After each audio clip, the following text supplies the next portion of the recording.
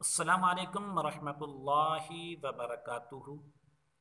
इस्लाम एक हकीकत है चैनल में आपको खुश आमदीद कहता हूँ। उम्मीद करता हूँ कि आप तमाम लोग खैर वाफियत से होंगे, खुश और खुरम होंगे। दुआ है अल्लाह तबारक व तआला आप तमाम को खुशियाँ अता फरमाए, लंबी और सेहत व तंदुरुस्ती वाली ज़िंदगी अता फरमाए, आमीन। आज की इस वीडियो में आपको रिस्क में बरकत का एक अनोखा अमल बताऊंगा। कोई भी काम हो हमें उसको सीखना पड़ता है, क्या है वो काम दीन का हो या दुनिया का हो। बगैर सीखे वो काम किसी काम का नहीं होता। अमल ये है कि आप नमाज फजर के बाद ये जिंदगी का मामूल बना लें, जिंदगी का वजीफा बना लें। इस अमल की आपको इजाजत है। अमल एक है लेकिन उसके बेशुमार फायदे हैं। आप एक तीर से कई शिकार कर सकते हैं बड़ी आसानी के साथ, कोई मुश्किल नहीं है। अगर आप ये चाहते हैं कि मेरे घर में बरकतें हों, मेरे रिस्क में इजाफा हो, सुकून हो, चैन की जिंदगी मुयस्सर हो, तो आपने कभी फजर की नमाज नहीं छोड़नी। जितना मर्जी आपके जिस्म पर थकावट हो, शैतान तो 100 कोशिश करेगा कि इसको खराब किया जाए। कभी भी फजर की नमाज न छोड़ें, इसलिए कि फजर की नमाज पढ़ने वालों के लिए मेरे रब की तरफ से खास रिस्क तकसीम होता है। आपको वहां से हिस्सा मिलेगा।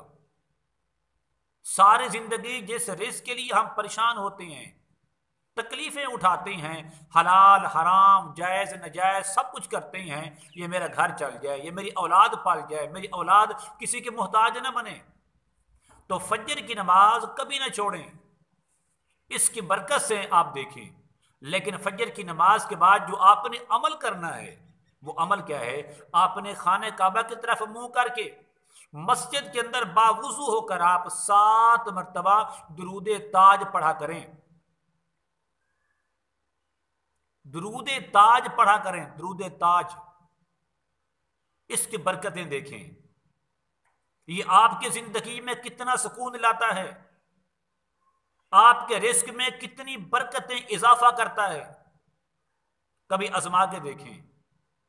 दुरूद ताज तमाम दुरूदों का बादशाह है। एक अमल की वजह से जब आप रोजाना 7 मरतबा इसकी पढ़ेंगे, पहले बात तो यही है कि कभी आपके घर में जिन्नात और शयातीन का साया नहीं हो सकता। कभी आपको जिन्नात तंग नहीं कर सकेंगे।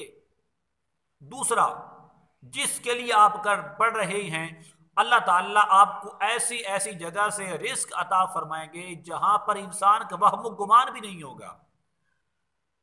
ये जिंदगी का मामूल बना लें, ये जिंदगी का वजीफा बना लें, खुद भी करें, अपने दोस्तों को इसको बताएं कि फजर की नमाज कभी नहीं छोड़नी।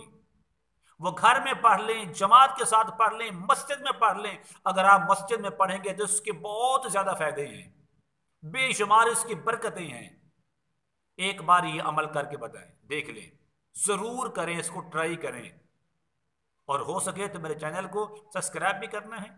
इस वीडियो को दोस्तों के साथ भी शेयर करने। कितने लोग बेरोजगार हैं कि रात को देर से सोना है और सुबह को देर से उठना है, तो घर में बरकतें कैसी आएंगी, घर में रहमतें कैसे आएंगी? नहीं आ सकती।